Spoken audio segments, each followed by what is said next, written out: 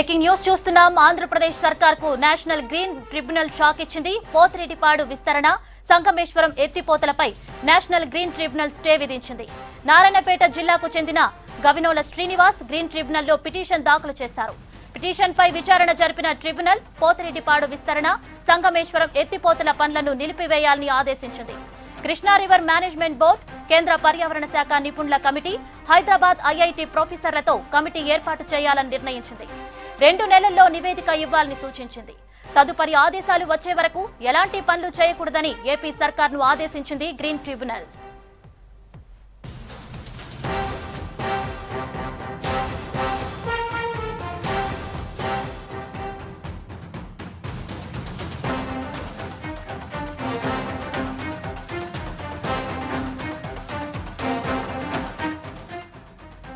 ఆంధ్రప్రదేశ్ సర్కార్కు national green tribunal shock ఇచ్చింది. పోతిరెడ్డిపాడు విస్తరణ, సంగమేశ్వరం ఎత్తిపోతలపై నేషనల్ గ్రీన్ ట్రిబ్యునల్ స్టే విధించింది. నారాయణపేట జిల్లాకు చెందిన గవినోల శ్రీనివాస్ గ్రీన్ ట్రిబ్యునల్లో పిటిషన్ దాఖలు చేశారు. పిటిషన్పై విచారణ జరిపిన ట్రిబ్యునల్ పోతిరెడ్డిపాడు విస్తరణ, సంగమేశ్వరం ఎత్తిపోతల పనులను నిలిపివేయాలని ఆదేశించింది. కృష్ణా రివర్ మేనేజ్మెంట్ బోర్డు, కేంద్ర పర్యావరణ శాఖ నిపుణుల కమిటీ, హైదరాబాద్ ఐఐటి ప్రొఫెసర్లతో కమిటీ ఏర్పాటు చేయాలని నిర్ణయించింది. 2 నెలల్లో నివేదిక ఇవ్వాలని సూచించింది. తదుపరి ఆదేశాలు వచ్చే వరకు ఎలాంటి పనులు చేయకూడదని ఏపీ సర్కార్ను ఆదేశించింది గ్రీన్ ట్రిబ్యునల్.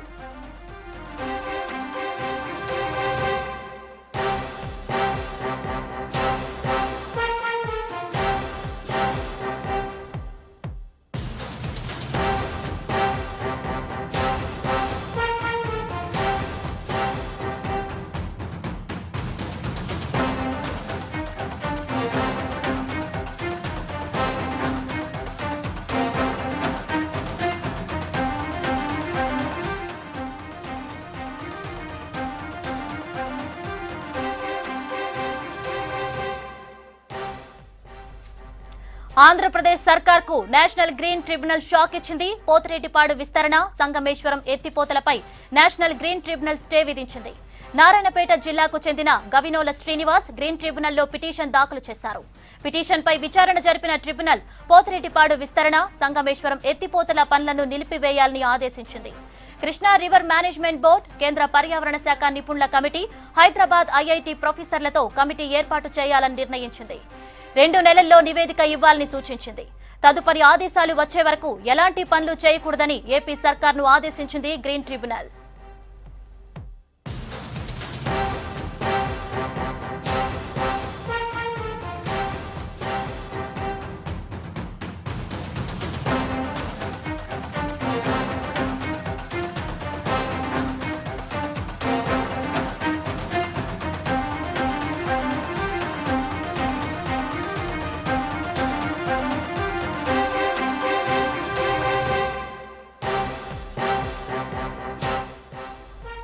ఆంధ్రప్రదేశ్ సర్కార్కు నేషనల్ గ్రీన్ ట్రిబ్యునల్ షాక్ ఇచ్చింది. పోతిరెడ్డిపాడు విస్తరణ, సంగమేశ్వరం ఎత్తిపోతలపై నేషనల్ గ్రీన్ ట్రిబ్యునల్ స్టే విధించింది.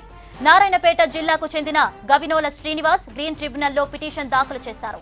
పిటిషన్పై విచారణ జరిపిన ట్రిబ్యునల్ పోతిరెడ్డిపాడు విస్తరణ, సంగమేశ్వరం ఎత్తిపోతల పనులను నిలిపివేయాలని ఆదేశించింది. కృష్ణా రివర్ మేనేజ్మెంట్ బోర్డు, కేంద్ర పర్యావరణ శాఖ నిపుణుల కమిటీ, హైదరాబాద్ ఐఐటి ప్రొఫెసర్లతో కమిటీ ఏర్పాటు చేయాలని నిర్ణయించింది. 2 నెలల్లో నివేదిక ఇవ్వాలని సూచించింది. తదుపరి ఆదేశాలు వచ్చే వరకు ఎలాంటి పనులు చేయకూడదని ఏపీ సర్కార్ను ఆదేశించింది green tribunal.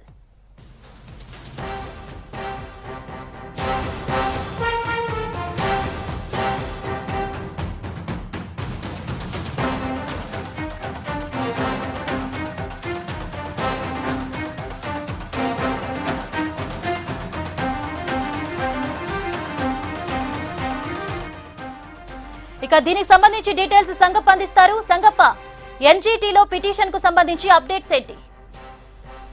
Andhra Pradesh government ప్రతిపాదించినటువంటి Sangameswaram దగ్గర రాయలసీమ లిఫ్ట్ ఇరిగేషన్ ప్రాజెక్ట్ అని కొత్తగా ప్రతిపాదించింది. దాంతోపాటు ఇంకా పోతిరెడ్డిపాడు హెడ్ రెగ్యులేటర్ సంబంధించినటువంటి విస్తరణ పనులకు సంబంధించినటువంటి వివిధ కార్యక్రమాలకు సంబంధించినటువంటి అభివృద్ధి పనులకు సంబంధించి కూడా జీవో ఇచ్చింది. సో పరిపాలన అనుమతి కూడా ఇచ్చేసింది. సో అటు రాయలసీమ లిఫ్ట్ ఇరిగేషన్ అంటే సంగమేశ్వరం దగ్గర కడుతున్నటువంటి లిఫ్ట్ ఇరిగేషన్ అనమాట. దాని పేరు రాయలసీమ లిఫ్ట్ ఇరిగేషన్ ప్రాజెక్ట్. అది దానివల్ల ఆ ప్రాజెక్టుతో రోజుకు 3 TMCలు అంటే దాదాపు 35,000 క్యూసెక్ల నీటిని ప్రతిరోజు తోడతారు అక్కడ. సో అది 805 ఫీట్ల ఎత్తులో, అంటే నది గర్భం నుంచి, ప్రాజెక్ట్ గర్భం నుంచి నీటిని తోడేటువంటి ప్రాజెక్ట్ ఇది.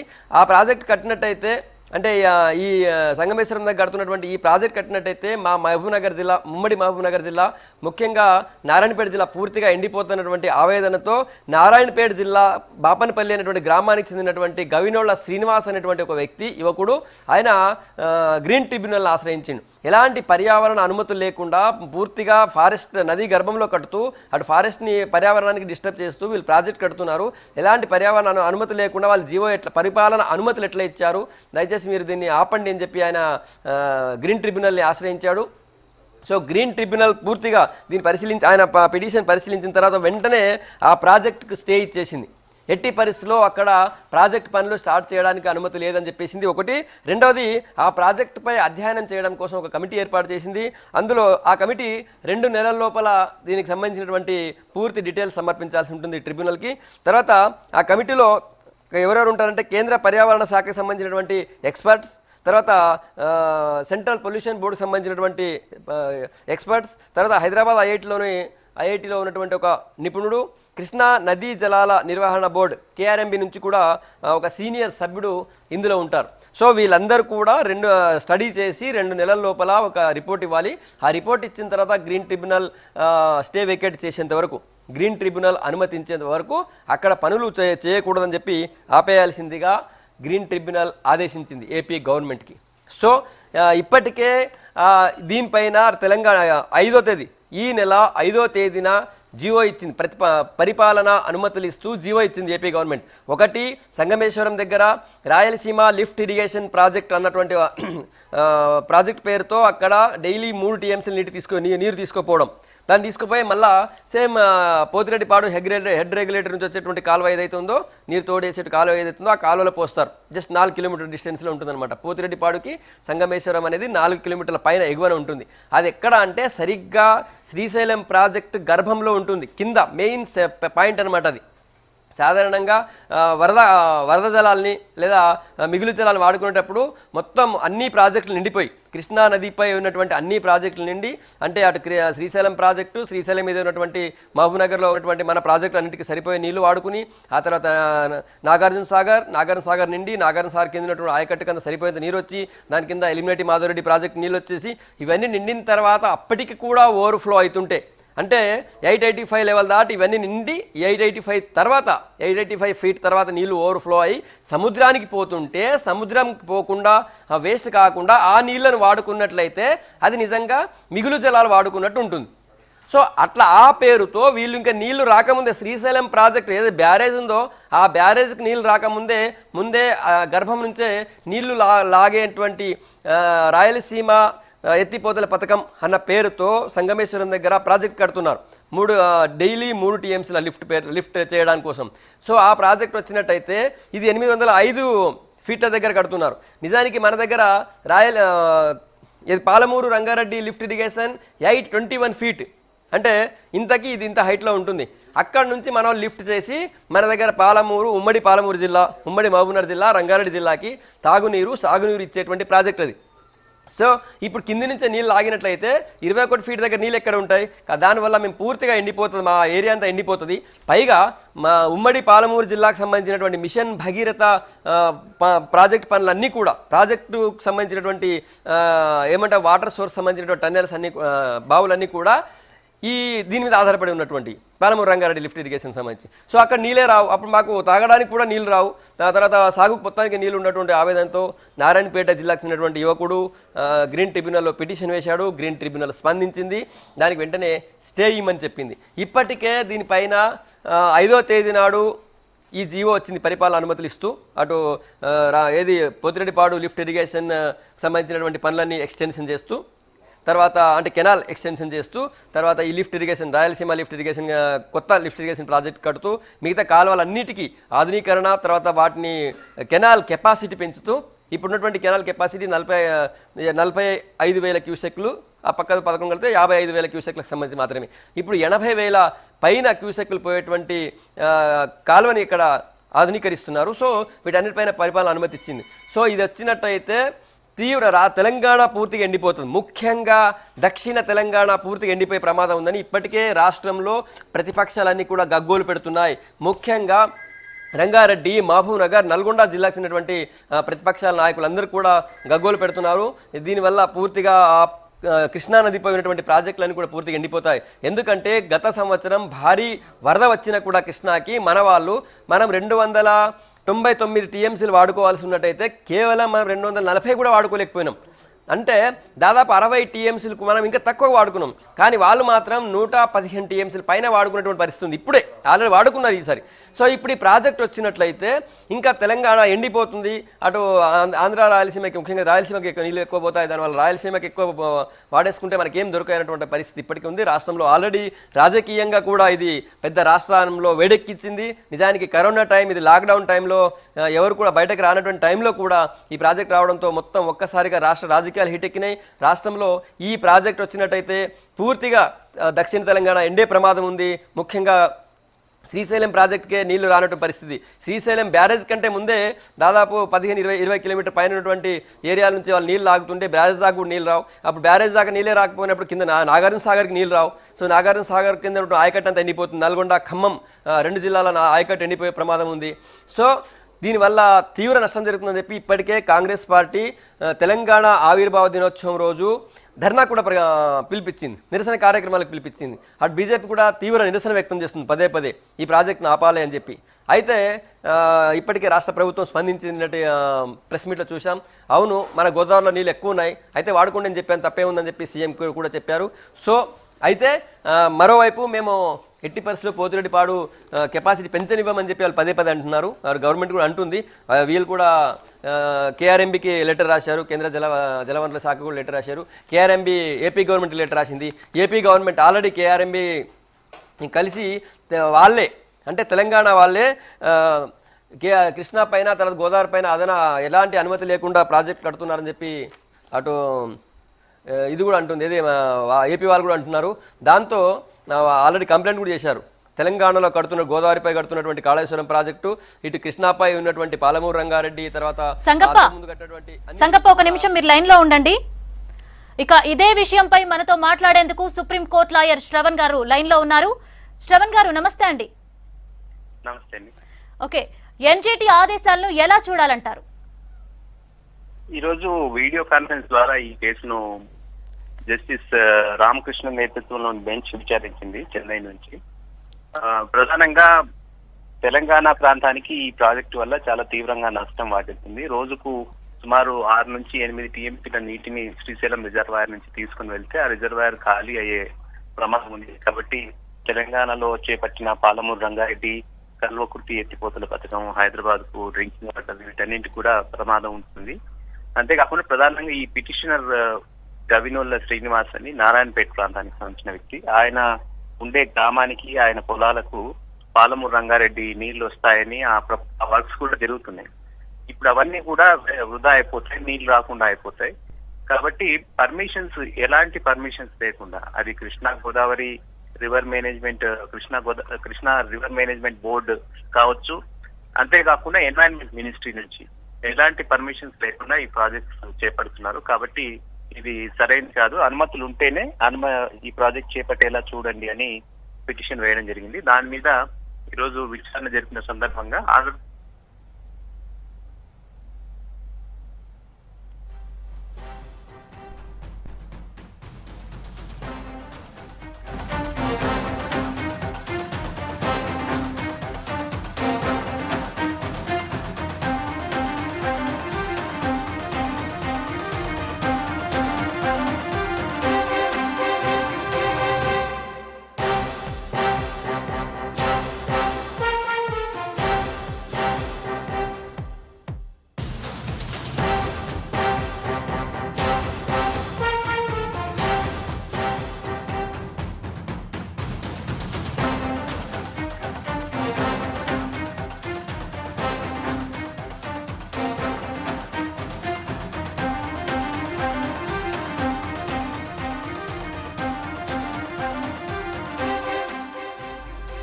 ఆంధ్రప్రదేశ్ సర్కార్కు నేషనల్ గ్రీన్ ట్రిబ్యునల్ షాక్ ఇచ్చింది. పోతిరెడ్డిపాడు విస్తరణ, సంగమేశ్వరం ఎత్తిపోతలపై నేషనల్ గ్రీన్ ట్రిబ్యునల్ స్టే విధించింది. నారాయణపేట జిల్లాకు చెందిన గవినోల శ్రీనివాస్ గ్రీన్ ట్రిబ్యునల్లో పిటిషన్ దాఖలు చేశారు. పిటిషన్పై విచారణ జరిపిన ట్రిబ్యునల్ పోతిరెడ్డిపాడు విస్తరణ, సంగమేశ్వరం ఎత్తిపోతల పనులను నిలిపివేయాలని ఆదేశించింది. కృష్ణా రివర్ మేనేజ్మెంట్ బోర్డు, కేంద్ర పర్యావరణ శాఖ నిపుణుల కమిటీ, హైదరాబాద్ ఐఐటి ప్రొఫెసర్లతో కమిటీ ఏర్పాటు చేయాలని నిర్ణయించింది. 2 నెలల్లో నివేదిక ఇవ్వాలని సూచించింది. తదుపరి ఆదేశాలు వచ్చే వరకు ఎలాంటి పనులు చేయకూడదని ఏపీ సర్కార్ను ఆదేశించింది గ్రీన్ ట్రిబ్యునల్.